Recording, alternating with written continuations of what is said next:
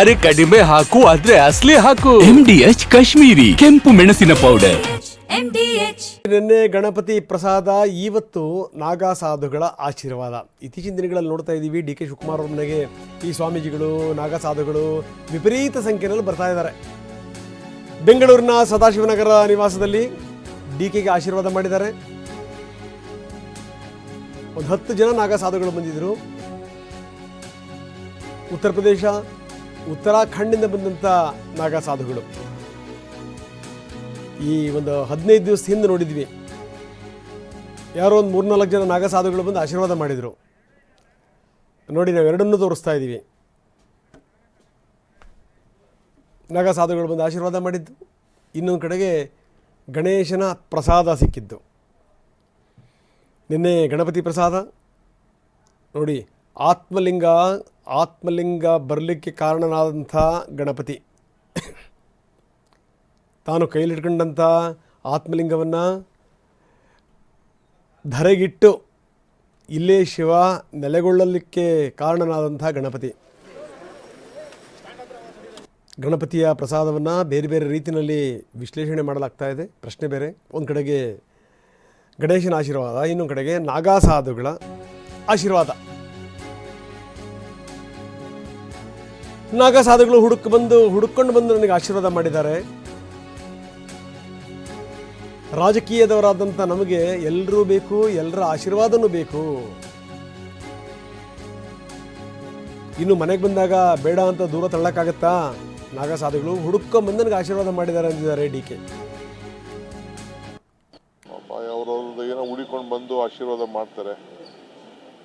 ನಾವು ಆಶೀರ್ವಾದ ಮಾಡಕ್ಕೆ ಬಂದವ್ರು ನಾವು ಮನೆಯಿಂದ ತಳ್ಳಕ್ಕಾಗ್ತದ? ಈಗ ನೀವು ಬಂದಿದ್ದೀರಿ, ನಿಮ್ಗೆ ಮಾತಾಡೋಕೆ ನಂಗೆ ಇಷ್ಟ ಇಲ್ಲ, ಆದರೂ ಏನು ಮಾಡ್ತೀರಿ? ನಿಮ್ಗೆ ನಾವು ಬಿಡೋಂಗಿಲ್ಲ, ನೀವು ಬಿಡೋಂಗಿಲ್ಲ. ಸೊ ಹಂಗೆ ಈ ಸಾಧು ಸಂತರು, ಹಿರಿಯರು, ಜನ ರಾಜಕೀಯದಲ್ಲಿದ್ದೀವಿ, ಎಲ್ಲ ಥರ ಜನನೂ ನಮ್ಗೆ ಬೇಕು. ಈಗ ಮುಜರಾ ಇಲಾಖೆ ನಡೆಸಲ್ವ ನಾವು? ಧಾರ್ಮಿಕ ದತ್ತಿ ಇಲಾಖೆ, ಮುಜರಾ ಇಲಾಖೆ, ವಕ್ಫು, ಚರ್ಚ್ಗಳು ಎಲ್ಲದಕ್ಕೂ ನಾವು ಸಹಾಯ ಮಾಡ್ತಾ ಇದ್ದೀವಿ. ಅವ್ರವ್ರ ಧರ್ಮ ಅವ್ರವ್ರು ಕಾಪಾಡ್ತಾ ಇದ್ದಾರೆ. ಜೈನ್ ಮುನಿಗಳಿದ್ದಾರೆ, ಅವ್ರದ್ದೊಂದು ವೇಷಭೂಷಣ ನಾಗ ಸಾಧುಗಳದ್ದು ಒಂಥರ, ಬೇರೆ ಸ್ವಾಮಿಗಳದ್ದು ಒಂಥರ, ರಾಜಕಾರಣಿಗಳೊಂಥರ, ಕಾಕಿದೊಂಥರ, ಕಾವಿದೊಂಥರ, ಖಾದಿದೊಂಥರ, ಎಲ್ಲರದ್ದು ಅವ್ರವ್ರದ್ದು ಡ್ಯೂಟಿ, ಅವ್ರವ್ರಿಗೇನೇನು ಸಮಾಜ ಕೊಟ್ಟಿದೆ ಆ ಕೆಲಸ ಅವ್ರು ಮಾಡ್ತಾ ಇರ್ತಾರೆ. ಇದು ಡಿ ಕೆ ಶಿವಕುಮಾರ್ ಅವರ ಮಾತು. ಏನು ನಾಗಾ ಸಾಧುಗಳು ಪದೇ ಪದೇ ಬರ್ತಾ ಇದ್ದಾರೆ ಅಂತ ಕೇಳಿದಕ್ಕೆ ಡಿ ಕೆ ಶಿವಕುಮಾರ್ ಸುದೀರ್ಘವಾಗಿ ಮಾತಾಡಿದರು.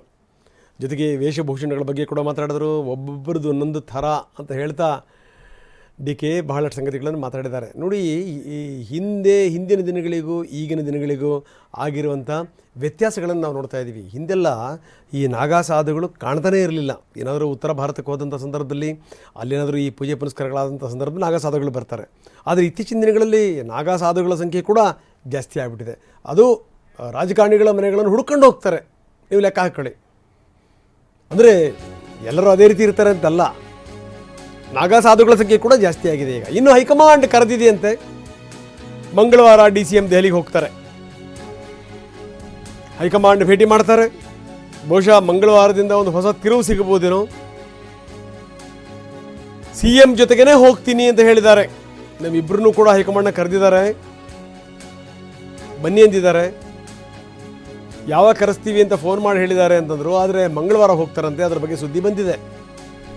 ಹೋಗ್ತೀವಿ, ಇಬ್ಬರು ಹೋಗ್ತೀವಿ, ಕರೆದ್ರೆ ಹೋಗಲ್ಲ ಅನ್ನೋಕ್ಕೆ ಸಾಧ್ಯನಾ? ನಾನಂತೂ ಕದ್ದು ದೆಹಲಿಗೆ ಹೋಗಲ್ಲ ಅಂತ ಹೇಳಿದ್ದಾರೆ DCM. ನಾನು ಮಂಗಳವಾರ ಹೋಗ್ತೀನಿ. ನಾನಂತೂ ಕದ್ದು ಹೋಗಲ್ಲ. ನಮ್ಮಿಬ್ಬರಿಗೂ ಏನೋ ಹೇಳಿದ್ದಾರೆ ಅವರು, ಯಾವಾಗ ಕರೆಸ್ತೀವಿ ಅಂತ ಇಬ್ಬರಿಗೂ ಫೋನ್ ಮಾಡಿ ಹೇಳಿದ್ದಾರೆ.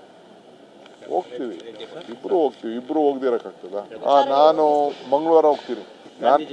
ನಾನಂತೂ ಕದ್ದು ಹೋಗಲ್ಲ. ನಮ್ಮಿಬ್ಬರಿಗೂ ಏನೋ ಹೇಳಿದ್ದಾರೆ ಅವರು, ಯಾವಾಗ ಕರೆಸ್ತೀವಿ ಅಂತ ಇಬ್ಬರಿಗೂ ಫೋನ್ ಮಾಡಿ ಹೇಳಿದ್ದಾರೆ. ಹೋಗ್ತೀವಿ, ಇಬ್ರು ಹೋಗ್ದಿರಕ್ಕಾಗ್ತದ? ನಾನು ಇಷ್ಟೆಲ್ಲ ಹೇಳಲಿಕ್ಕೆ ಕಾರಣ CM ಸದನದಲ್ಲಿ ಹೇಳಿದಂಥ ಮಾತು. ಅದರಲ್ಲೂ ಡಿ ಕೆ ಶಿವಕುಮಾರ್ ಇರಲಿಲ್ಲ ಆ ಸಂದರ್ಭದಲ್ಲಿ. ಎಷ್ಟರ ಮಟ್ಟಿಗೆ ನಾನೇ ಮುಖ್ಯಮಂತ್ರಿಯಾಗಿ ಮುಂದುವರಿತೀನಿ, 5 ವರ್ಷಕ್ಕೆ ಅಂತ ಆಯ್ಕೆ ಮಾಡಿರೋದು, ಹೈಕಮಾಂಡ್ ಆಶೀರ್ವಾದ ಕೂಡ ನನಗಿದೆ ಅನ್ನುವಂಥ ಮಾತನ್ನು ಮುಖ್ಯಮಂತ್ರಿಗಳು ಹೇಳಿದ್ರಲ್ಲ, ಅದಕ್ಕೆ DCM ಈ ಮಾತನ್ನು ಹೇಳಿದ್ದಾರೆ. ಹಾಗಾದರೆ CM ಹೇಳಿದ್ದೇನು, DCM ಹೇಳ್ತಿರುವಂಥದ್ದೇನು, ಬನ್ನಿ ನೋಡೋಣ. ನಾವು ನೀವು 2.5 ವರ್ಷದ ಮುಖ್ಯಮಂತ್ರಿ ಅಂತ ನಾವು ಬಯಸ್ತಾ ಇಲ್ಲ, ವಿರೋಧ ಪಕ್ಷದವರು. ನಿಮ್ಮ ಹೈಕಮಾಂಡ್ ಬಯಸ್ತಾ ಇದ್ರು, ನಿಮ್ಮ ಶಾಸಕರು ಬಯಸ್ತಾ ಇದಾರೋ ಅಂತ. ನೀವು 5 ವರ್ಷ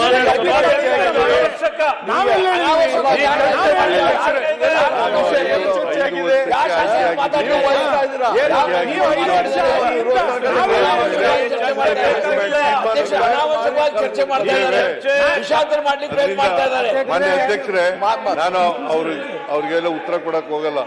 ಇದು ನಮ್ಮ ಪಾರ್ಟಿ ವಿಚಾರ, ನಮ್ಮ ಸರ್ಕಾರದ ವಿಚಾರ. ಸರ್ಕಾರ ಅಲ್ಲ, ನಮ್ಮ ಪಾರ್ಟಿ ವಿಚಾರ. ನಾವು ಹೈಕಮಾಂಡ್ ಮಾಡ್ತೀವಿ, ಅದು ಬೇರೆ ವಿಚಾರ. ಬಟ್ ಈಗ ನಾನೇ ಮುಖ್ಯಮಂತ್ರಿ.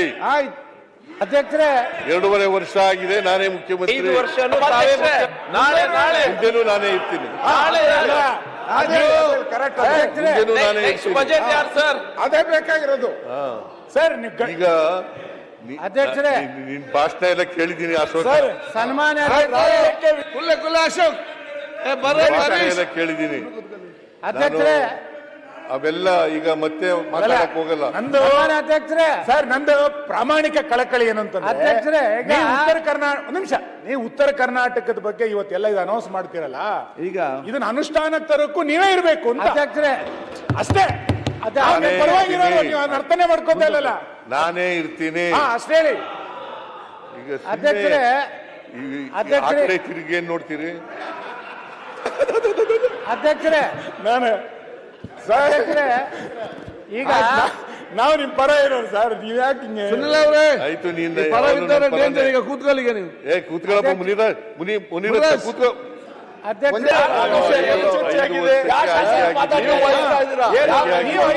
ಈಗ ನಾನೇ ಮುಖ್ಯಮಂತ್ರಿ. ಅಧ್ಯಕ್ಷರೇ, 2.5 ವರ್ಷ ಆಗಿದೆ, ನಾನೇ ಮುಖ್ಯಮಂತ್ರಿ.